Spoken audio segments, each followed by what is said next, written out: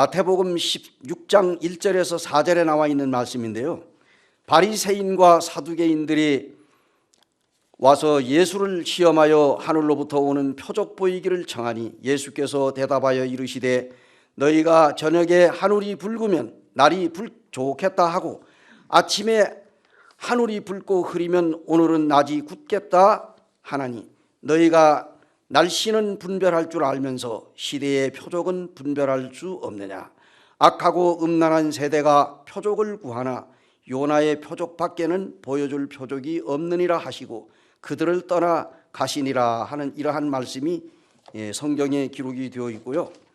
또 우리가 이제 그 누가복음 12장 54절에서 56절도 동일한 말씀이 있습니다. 제가 이제 읽지는 않겠습니다. 우리가 이제 오래전에 지난 얘기지만은 그 나비 효과라고 하는 이러한 그 일을 우리가 이제 들은 적이 있습니다. 아마 성도님들은 다 잘 아실 것입니다. 이 나비의 작은 날갯짓이 그 폭풍우와 같은 커다란 변화를 일으킬 수 있다라고 이렇게 하는데요. 이 나비의 날갯짓이 연쇄적으로 큰 파장을 일으키면서 큰 변화를 가져온다. 나비 한 마리가 그 날갯짓으로 인해 가지고 이제 그 옆에 있는 작은 벌레를 나뭇잎에서 떨어뜨렸어요. 그래서 이제 이 벌레가 또 떨어지면서 그 밑에 놀고 있는 원숭이에게 떨어지니까 원숭이가 또 가려워 가지고 긁다가 또 옆에 있는 큰 커다란 열매가 떨어졌어요.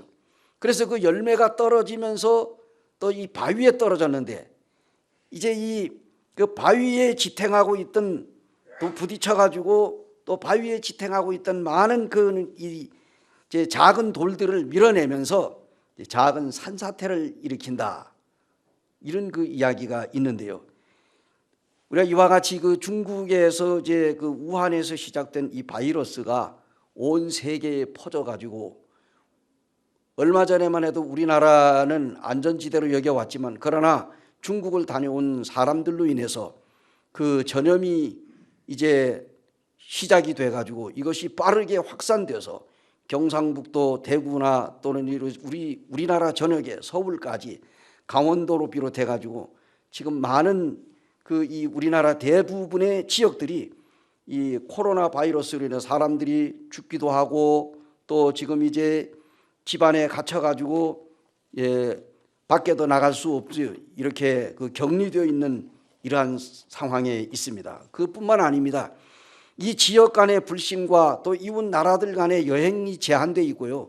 그리고 우리나라를 요즘에 지금 뭐 일본에도 입국 제한을 하죠. 캄보디아, 이제 베트남에서도 지금 입국 제한, 뭐 이태리, 지금 이제 이 유럽 전역에 지금 이제 이 코로나가 번지고 또 최근에 뉴스에는 지금 이제 이 우한 이 코로나보다도 이태리에서 있는 이 코로나가 그 우한 코로나의 4배나 더 빠르게 확산된다고 하는 이런 이야기가 있습니다. 근데 우리가 이런 가운데서 자, 지금 이제 그 전 세계의 커다란 사건이 되었는데 이번 코로나 사태를 통해서 우리가 이제 성경에는 예수님께서 뭐 어떻게 말씀을 하시고 계시는지 이 예수님이 예언하신 이 놀라운 이 온역 질병이 오늘날 우리에게 실제적으로 이루어지고 있는 것을 볼 때 성경에서 예수님이 예언하신 이 예언들이 이루어져 가고 있는 것을 보게 됩니다. 그래서 이 시대에는 지금 이 하나님의 영역을 침범하고 있는 시대가 아닌가 하는 생각을 해보게 됩니다. 왜냐하면 너희가 그것을 먹는 날에는 너희 눈이 밝아져 하나님과 같이 되어 선악을 알 줄 하나님이 아심이라. 이 사탄 마귀가 뱀을 이용해서 최초의 사람 아담과 하와를 유혹하여 그리고 이제 하나님의 형상대로 지음을 받아 하나님의 말씀을 순종하고 하나님과 동행하던 아담 하와의 이 부부를 그들의 마음을 도둑질해서 결국은 하나님께로부터 돌아서게 만들고 그 다음에 하나님의 대적자로 만들었습니다. 이제 이 천사장 루시퍼, 아침의 아들 계명성이라고 하는 이 천사장이 하나님의 보좌를 탐내어 가지고 그 자기의 그 이 보좌를 하나님 보좌에다가 높이 올리려고 하는 이러한 그 이 교만에 빠져가지고 결국은 이 하나님으로부터 쫓김을 받고 지구상으로 떨어졌는데, 이제 성경에서 말씀하고 있는 대로 아주 가장 이 땅속 깊은 부적행으로 이 사탄 마귀를 하나님께서 이렇게 징벌하신다고 말씀을 했어요. 너 아침의 아들 계명성이여 어찌 그리하여 하늘에서 떨어졌으며 너 열국을 엎은 자여 어찌 그리 땅에 찍혔는고 하고 이사야 14장 12절에서 말씀을 했는데요. 이 사탄이 하나님의 자리에 오르고자 하는 이 교만이 그 마음속에 가득 차 있었습니다. 내가 내 마음에 이르기를 내가 하늘에 올라 하나님의 뭇별 위에 이르기를 내가 하늘에 올라 하나님의 뭇별 위에 내 자리를 높이리라 하고, 특별히 이제 내가 북극 지폐 산 위에 앉으리라 가장 높은 구름에 올라가 지극히 높은 이와 같아지리라 하는도다. 이사야 14장 13절 14절에 나온 말씀인데, 이와 같이 이렇게 아침의 아들 계명성 루시퍼가 셀 수 없는 수많은 천군 천사들을 거느리며 그 엄청난 지위를 갖고 있으면서도 그 자신의 주위에 만족하지 못하고 하나님의 자리를 탐내는 이 교만과 욕심에 빠져버렸습니다. 그러나 이제 내가 스월 곧 구덩이 맨 밑에 떨어짐을 당하리라. 이사야 14장 15절이 이렇게 말씀했습니다. 이제 7년 대환란이 끝나고 천년왕국이 시작되기 전에 하늘에 있는 천사가 하나님의 명령을 받고 1000년 동안 이 무저갱에 가두기 위하여 하늘에서 내려올 것이라 말씀을 하셨습니다.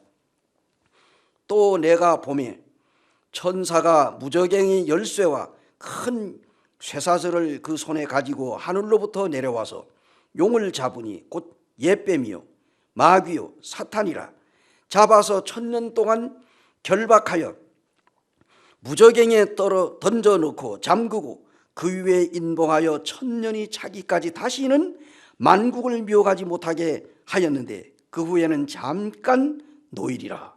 요한계시록 20장 1절에서 3절에 나온 말씀입니다. 이것이 곧 사탄 마귀의 최후의 모습입니다. 왜 이렇게 되었습니까? 창조주 하나님을 대적하여 교만과 욕심 때문에 하늘의 천사들을 부리는 최고의 지위인 천사의 자리, 천사장 자리에서 이 무저갱 속으로 떨어지게 된 것입니다. 그래서 욕심이 잉태하여 죄를 낳고 죄가 장성하여 사망을 낳느니라고 한 야고보서 1장 15절에 나와 있는 말씀대로 인간이 범죄하게 만든 사탄의 최후의 심판은 지옥입니다. 지옥은 원래 이 사탄 마귀를 가두기 위해서 만들어 놓은 곳인데, 사단 마귀를 쫓아서 그의 말에 꼬임에 넘어가 범죄하고, 그러한 범죄하고 타락한 인간들, 하나님의 말씀을 믿지 않고 구원받지 못한 이러한 인생들이 이 사탄 마귀와 거짓 선지자들과 함께 지옥에 떨어지게 될 것입니다. 그리하여 마귀의 종이 되어 범죄하고 회개하여 구원받지 아니하는 이러한 자들, 마귀와 함께 지옥에 떨어진다고 성경에 예언되어 있습니다. 또 그들을 미혹하는 마귀가 불과 유황못에 던져지니 거기는 그 짐승과 거짓 선지자도 있어 세세토록 밤낮 괴로움을 받으리라. 요한계시록 20장 10절에 기록된 말씀입니다. 그러므로 사탄은 이제 자기의 때가 얼마 남지 않은 걸 알고 할 수만 있으면 믿는 자들도 미혹하여 그들이 하나님으로부터 배도하게 하는 이러한 하나님을 대적하고 있습니다. 그래서 마태복음 16장 1절에서 4절의 말씀은 예수님께서 이 바리새인과 사두개인들과의 대화를 나누는 말씀인데요, 이제 마태복음 15장에 나타나 있는 여러 가지 그 표적과 이적들을 보면서도 여전히 예수님을 따라다니며 예수님을 시험한 이 바리새인들과 바로 이 서기관들, 이러한들이 그 예수님을 이제 죽이려고 하는 음모를 꾸미는 것으로 성경에 나와 있습니다. 바리새인과 사두개인들이 와서 예수를 시험하여 하늘로부터 오는 표적을 보이기를 청하니, 마태복음 16장 1절에 기록된데, 이것이 인간의 바로 하나님의 능력을 시험하며 교만하여 하나님의 영역을 침범하는 범죄 행위입니다. 자, 우리가 지금 4차 산업시대가 도래했다고 합니다. 학자에 따르면 5차 산업시대가 이미 시작이 되었다고 말하기도 하는데요. 산업은 인간에게 참으로 편리하고 유익을 주는 인간보다도 안전하고 행복하게 만들어주고 있다고 우리는 알고 있습니다. 그런데 근래 4차 산업 중에 이 로봇 산업이 선진국을 중심으로 해서 초고속으로 성장하고 있어요. 생산 공장은 물론이고 인간의 개인 생활에 아주 깊숙이 파고 들어왔습니다. 예를 든다면 이 로봇들은 청소, 요리, 책 읽어주기, 말동무해주기, 아기 돌보기, 또 수술하기, 약 조제하기, 커피 내리기, 작곡, 그림 그리기, 소설 쓰기, 기사 쓰기, TV 아나운서, 통역, 안내원 뿐만 아니라 공부 가르치기, 심부름, 노래하기, 상담, 종교활동, 전쟁 등등으로 인간이 지금까지 인간만이 할 수 있는 인간의 모든 고유의 영역을 바로 이 로봇가 침범하고 있다, 그런 이야기입니다. 사실 인조인간은 일단은 보기에는 장점이 있습니다. 그들은 불평이 없습니다. 또 그들은 쉬지 않고 일합니다. 그들은 또 보수도 원하지 않습니다. 밤낮으로 쉬지 않고 일하고요, 일에 실수가 없고 밥도 먹지 않고 커피도 안 마십니다. 그리고 죽지도 않아요. 주인에게 충성합니다. 이것이 로봇의 장점입니다. 그런데 단점은 뭘까요? 먼저 감당하기 어려운 대량 실업 사태가 일어나는 것입니다.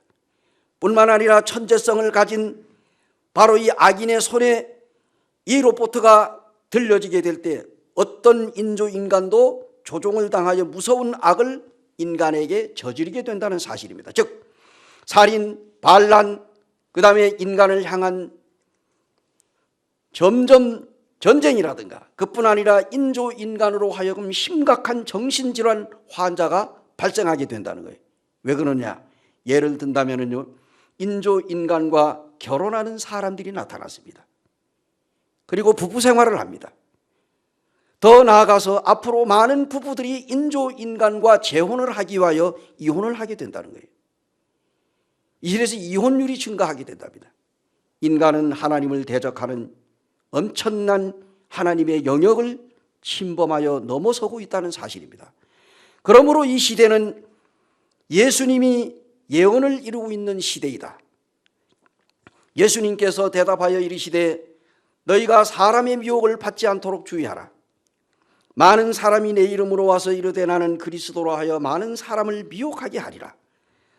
마태복음 24장 4절 5절에 나온 말씀입니다. 예수 그리스도께서 십자가에 달리시기 전에 사랑하는 제자들에게 예수님이 돌아가신 이후에 장차 일어나게 일들을 말씀했습니다. 1차적으로 AD 70년 로마의 디도 장군에 의해 가지고 실제적으로 예루살렘 멸망과 예루살렘 성전이 불탐으로 그 예언은 이루어졌습니다.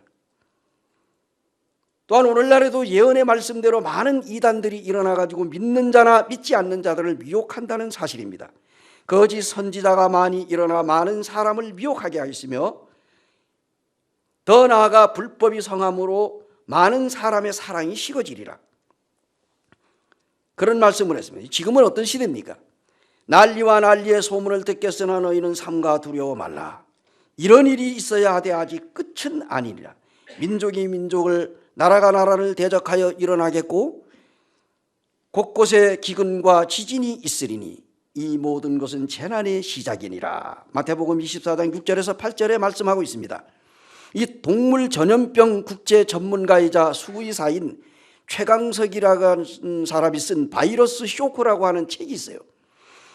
메르스, 에볼라, 사스로 인하여 코로나19 바이러스까지 박쥐가 보유하고 있는 이 바이러스에 대해서 이렇게 말했는데요. 박쥐는 동굴에서 수백만 마리가 같이 이렇게 집단으로 서식을 하고 있습니다. 그런데 수명이 얼마냐? 최장 50년까지 산답니다. 박쥐가. 그런 다른 포유동물보다도 체온이 2도 내지 3도가 높아가지고 항바이러스 단백질이라고 하는 인터페론이라고 하는 것이 활성화되어 있어요. 그래서 박쥐가 숙주 안에서 기생하는 이 바이러스가 서식하기에는 안성맞춤이라고 합니다. 또 바이러스 폭풍 시대 저자인 네이션 울프라고 사는 사람의 말에 의하면 확산력이 높은 신종 인플루엔자와 바이러스와 치사율이 높은 조류 인플루엔자 바이러스가 한 사람 몸 안에서 만나가지고 돌연변이를 일으키게 될 때에 인류에게 파국적인 재앙을 불러올 바이러스 폭풍이 밀어닥칠 수 있다, 이런 이야기를 했습니다. 온 나라가 이 코로나 독화설에 두려워하고 있습니다. 나무와 숲을 함께 보아야 합니다. 파스칼은 인간은 생각하는 갈대와 같다고 했습니다. 자, 우리가 만두 속에다가 김치를 넣게 되면 무슨 만두가 되죠? 김치만두가 됩니다. 그러나 김치 속에다가 또 이 만두 속에다가 소의 이 고기를 넣게 되면 고기만두가 되죠. 이것은 무엇을 얘기하느냐? 이 사람의 마음 속에 무엇을 넣느냐에 따라 가지고 사람이 마음이 달라진다는 얘기예요. 우리가 잘 알고 있는 고장난 이 냉동차에서 얼어 죽은 사람에 대해서 잘 알고 계시죠, 그죠? 아시죠, 그죠? 예. 그 생각이 그를 얼어 죽게 만든 겁니다. 사실 이 고장난 냉동차는 작동이 안 되는 거예요. 그런데 분명히 내가 여기 갇혔으니까 나는 이제 냉동이 돼가지고 죽는다 하니까 그대로 죽은 거예요. 이게 사람이 마음속에 무엇을 담느냐에 따라 가지고 사람의 생각이 달라지게 되는 것입니다. 그래서 난리와 이 소문의 소문을 들을 때 두려워 말라. 이 일이 먼저 있어야 하되 끝은 곧 되지 아니하리라. 누가복음 21장 9절의 말씀처럼 온 세상이 전쟁, 전염병, 기근, 지진, 여기저기에 난리의 소문을 듣게 될 때 이것은 세상 끝이 아니라 예수님이 말씀을 하시기를 또 이르시되 민족이 민족을 나라가 나라를 대적하여 일어나겠고 곳곳에 큰 지진과 기근과 전염병이 있겠고 무서운 일과 하늘로부터 큰 징조들이 있으리라. 이게 누가복음 21장 9절에서 10절에 나온 말씀이에요. 위의 말씀대로 지금 오늘날 우리가 이 시대에 살아가고 있습니다. 성경대로 이루어져 가고 있습니다. 그러므로 먼저 알 것은 성경의 모든 예언은 사사로이 풀 것이 아니니 예언은 언제나 사람의 뜻으로 낸 것이 아니요 오직 성령의 감동하심을 받은 사람이 하나님께 받아 말한 것이라고 베드로후서 1장 20절에서 21절에 나오고 있습니다. 베드로는 말세의 때에 거짓 예언자들이 나타나가지고 성경을 자기들의 마음대로 풀어서 많은 사람들을 현혹할 것을 경고하고 있습니다. 그러므로 이 시대는 영적으로 깨어 있어야 할 시대입니다. 너희가 날씨는 분별할 줄 알면서 시대의 표적은 분별할 수 없느냐? 마태복음 16장 3절 하반절에 나오니 외식하는 자여 너희가 천지의 기상은 분별할 줄 알면서 어찌 이 시대는 분간하지 못하느냐? 누가복음 12장 56절에 성경이 기록하고 있습니다. 지금 우리가 살고 있는 이 시대는 어떤 시대입니까? 지금 이 시대는 노아의 시대와 같습니다. 홍수가 나서 그들을 다 멸하기까지 깨닫지 못하였으니 인자의 임함도 이와 같으리라. 마태복음 24장 39절에 예수님이 말씀했습니다. 그럼 우리가 어떻게 해야 할까요? 그러므로 깨어있으라. 어느 날에 너희 주가 임하는지 너희가 알지 못하면이라. 마태복음 24장 42절에 기록된 말씀입니다. 언제 집주인이 임하는지 알지 못하므로 허리에 띠를 띠고 등불을 켜서 준비하고 있어야 하며 언제라도 집주인이 돌아와서 문을 두드리면 열어주려고 기다리는 종과 같은 사람이 되어야 한다. 누가복음 12장 35절에서 36절. 기다리는 종과 같은 사람, 주인이 와서 깨어있는 것을 보면은 그 종들은 복이 있으리라고 누가복음 12장 37절 상반절에 말씀하고 있습니다. 지금 우리 주님은 머지않아 우리를 데리러 오실 것입니다. 그때까지 우리가 영적으로 깨어있을 때 우리는 복이 있는 사람들일 것입니다. 겟셋마네 동산에서 함께 기도하다가 잠든 제자들을 향하여 예수님께서 나와 함께 깨어 있으라. 마태복음 26장에 보면은 거기에 기록이 되어 있거든요. 다음에 또 예수께서 나와 함께 깨어 있으라고 했고, 베드로에게 예수님께서 나와 함께 한 시간도 이렇게 깨어 있을 수 없다냐. 26장 39절에 말씀했어요. 시험에 들지 않게 깨어 기도하라. 마태복음 26장 41절에 또다시 예수님은 이렇게 말씀을 하셨을 뿐 아니라 베드로는 그의 첫 번째 서신은 만물이 마지막이 가까웠으니 그러므로 너희는 정신을 차리고 근신하여 기도하라. 베드로전서 4장 7절에 말씀을 하셨습니다.